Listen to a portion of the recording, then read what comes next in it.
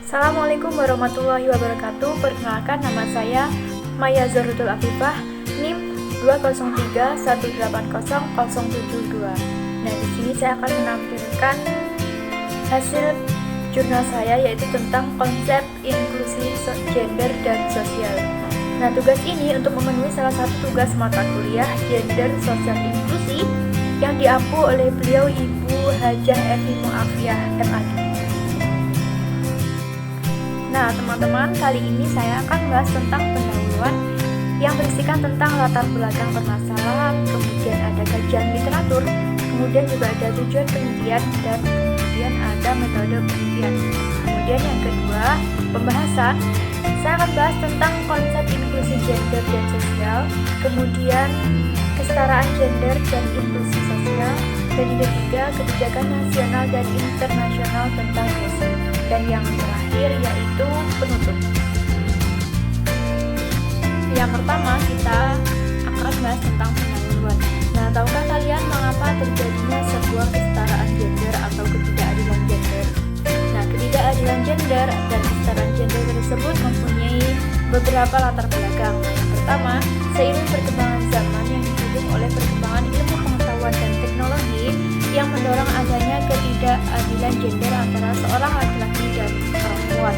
Nah, karena perkembangan teknologi ini, semua berita bisa masuk kepada kita, berita dari mancanegara manapun masuk dengan sangat mudah kita akses. Nah, yang kedua yaitu tentang ketidakadilan gender. Ini akan mempengaruhi kehidupan masyarakat. Nah, salah satunya itu adalah kemiskinan. Kemiskinan itu memungkinkan membuat dampak yang besar bagi masyarakat, karena kemiskinan ini terdapat beberapa cabang, terdapat beberapa dampak. Yang pertama itu ada kekurangan gizi, kemudian kurangnya akses pendidikan, rumah layak huni, dan lain-lain. Nah, yang ketiga, permasalahan gender ini melaju pada bidang pendidikan. Kita sudah mengetahui bahwa pendidikan itu merupakan suatu hal yang sangat penting bagi kehidupan kita, khususnya bagi generasi penerus bangsa. Dunia pendidikan pada saat ini tidak dihebohkan pada permasalahan mutu pendidikan, tetapi pada saat ini terdapat masalah tentang ketidakadilan gender. Nah, salah satu contohnya itu seperti upacara bendera, yang mana terdapat ketidakadilan peran antara seorang laki-laki dan perempuan. Nah, untuk memperkuat jurnal ini, saya mencari informasi dari berbagai jurnal yang lainnya. Nah, yang pertama itu tentang gender dalam perspektif Al-Quran dan implikasinya tentang hukum Islam. Nah, dalam jurnal ini dijelaskan bahwa Islam sebagai agama yang menjunjung tinggi nilai keadilan dan persamaan mengandung prinsip-prinsip kesetaraan. Nah, prinsip-prinsip kesetaraan ini tentunya antara seorang laki-laki dan perempuan yang sama-sama sebagai hamba. Nah, yang kedua yaitu tentang kesetaraan gender dalam perspektif sejarah Islam. Munculnya persoalan gender seringkali bermuara pada kisah terciptanya Adam dan Hawa. Pendidikan dan peran wanita mengalami pasang surut sesuai dengan konteks masyarakat. Nah, yang ketiga yaitu tentang problematika kebijakan pengurus utamaan gender dalam mengatasi marginalisasi perempuan.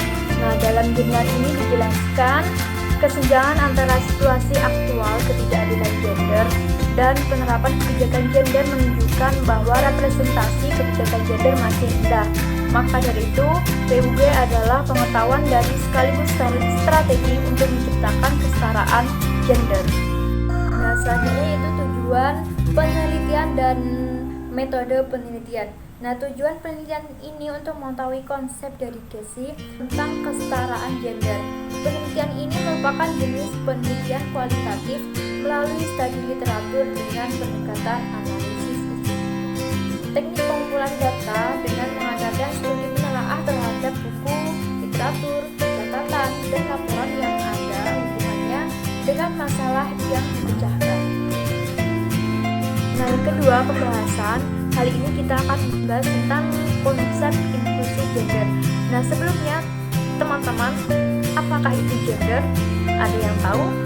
Gender adalah cara pandang manusia atau persepsi manusia terhadap perempuan atau laki-laki yang didasari pada perbedaan jenis kelamin secara kodrat biologis.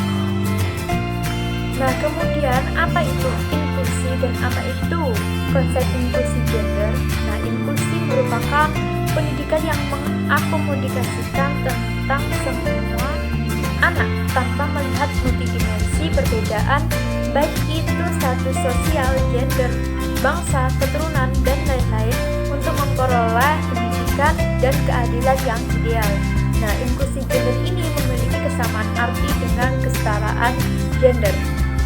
Kesetaraan gender adalah salah satu kunci penekanan utama pemerintah dan tindakan untuk meningkatkan hak-hak perempuan yang merupakan aspek penting dalam rencana kerja pada kerangka hak-hak asasi manusia. Kesetaraan gender adalah persamaan kondisi dan posisi bagi perempuan untuk mendapatkan kesamaan mengakses, berpartisipasi, mengontrol, memperoleh manfaat pembangunan di semua bidang kehidupan. Nah, kemudian konsep inklusi sosial. Nah, inklusi sosial merupakan kebalikan dari definisi eksklusi sosial. Inklusi sosial merupakan suatu proses yang memungkinkan individu atau kelompok tertentu untuk dapat berpartisipasi sebagian atau seluruhnya dalam kehidupan sosial mereka. Nah, inklusi sosial ini yang dimaksudkan untuk memperdayakan manusia miskin dan terpinggirkan untuk mengambil keuntungan dari peluang pembangunan global. Nah, inklusi sosial sebagai upaya untuk mendorong masyarakat membangun relasi sosial dan solidaritas sehingga bisa membuka akses dari penerimaan kepada semua warga negara tanpa pengecualian dan dilakukan secara sukarela tanpa paksaan. Sehingga inklusi sosial ini memerlukan pemahaman untuk tidak saling mengucilkan dan dikucilkan, mulai menerima adanya perbedaan sebagai sebuah hak asasi. Nah, kemudian yang kedua yaitu kesetaraan gender. Apa itu kesetaraan gender? Kesetaraan gender berarti persamaan kondisi bagi laki-laki dan perempuan untuk memperoleh kesempatan serta hak-haknya sebagai manusia. Salah satu yang perlu ditekankan adalah makna kesetaraan dalam ideologi kaum feminis. Setara dalam pandangan mereka adalah kesamaan hak 50 dibanding 50 bagi laki-laki dan perempuan dalam berbagai bidang kehidupan. Di beberapa negara, gerakan kesetaraan gender ini dilatar belakangi oleh semakin menyempitnya peluang gender dan semakin tumpang tindihnya peran gender dalam kehidupan masyarakat sosial. Nah, demikian pula di Indonesia, di mana upaya tersebut para aktivis gender dan feminisme berdiri di balik emansipasi wanita yang diusung oleh Raden Ajeng Kartini pada awal abad ke-20. Dengan gerakan tersebut, perempuan bisa memanfaatkan gerakan tersebut untuk mempengaruhi masyarakat tentang pentingnya kesetaraan gender sebagai gerakan pembaruan di Indonesia. Yang kedua, teman-teman, yaitu tentang inklusi sosial. Nah, bagaimana sih pemahaman tentang inklusi sosial ini? Nah, pemahaman terhadap inklusi sosial sekilas mirip dengan makna pemberdayaan, bahkan juga memiliki keterkaitan dengan hak asasi manusia dan partisipasinya.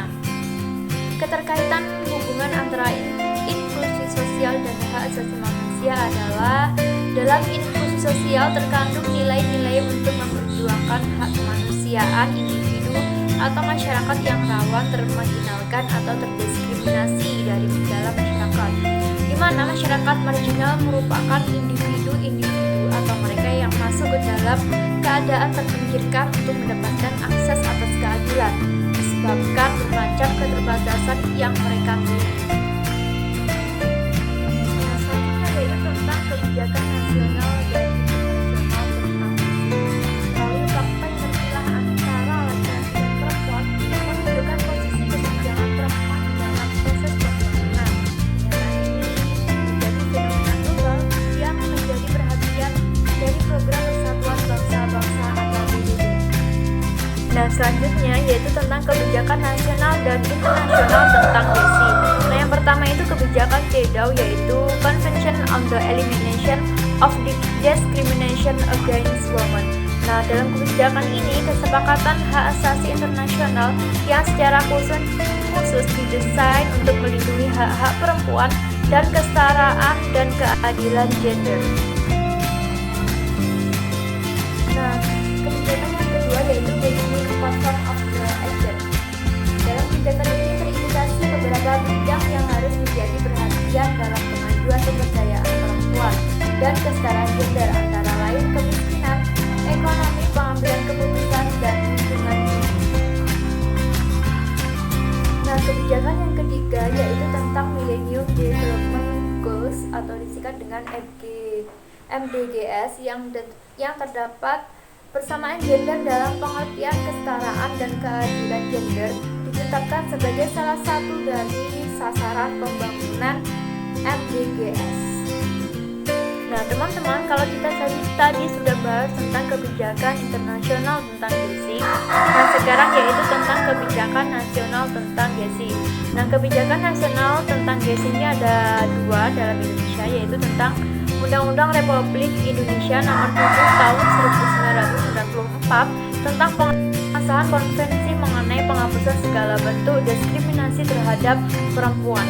Nah, yang kedua yaitu tentang Undang-Undang Republik Indonesia Nomor 34 Tahun 1999 tentang hak asasi manusia. Nah, teman-teman, berikut adalah materi yang sudah saya dan kalian bahas. Nah, saya akan merangkum materi kita pada hari ini, yaitu yang pertama yaitu gender adalah konsep yang digunakan untuk menjelaskan bahwa apa yang terjadi dan dialami oleh laki-laki dan perempuan merupakan konstruksi sosial. Gender digunakan untuk memajukan bahwa pokok permasalahan bukan pada perbedaan jenis kelamin laki-laki dan perempuan, melainkan pandangan masyarakat terhadap peran dan posisi laki-laki dan perempuan. Kesenjangan antara perempuan dan laki-laki merupakan situasi ketidakadilan gender, dan penerapan kebijakan gender menunjukkan bahwa kepedulian kebijakan gender masih rendah. Kemudian yang kedua yaitu inklusi sosial merupakan upaya untuk menempatkan martabat dan kemandirian individu sebagai modal utama untuk mencapai kualitas hidup yang ideal. Pendekatan inklusi sosial mendorong agar seluruh elemen masyarakat mendapat perlakuan yang setara dan memperoleh kesempatan yang sama sebagai warga negara, terlepas dari perbedaan agama, etnis, kondisi fisik, pilihan orientasi seksual, dan lain-lain. Inklusi sosial merangkul semua warga masyarakat yang mengalami stigma dan marginalisasi dengan mengajak masyarakat luas untuk bertindak inklusif dalam kehidupan sehari-hari. Nah, selanjutnya yaitu kesenjangan antara situasi ketidakadilan gender dan penerapan kebijakan gender menunjukkan bahwa kepedulian kebijakan gender masih rendah. Kesepakatan global dalam merespon kesenjangan gender yaitu yang pertama ada CEDAW, Convention of the Elimination of Discrimination Against Women, kemudian ada Beijing Conference of Action, dan yang ketiga Millennium Development Goals. Teman-teman, sekian presentasi dari saya. Apabila ada yang kurang paham, silahkan ditanyakan, dan apabila ada kurang lebihnya, saya mohon maaf yang sebesar-besarnya. Terima kasih. Wassalamualaikum warahmatullahi wabarakatuh.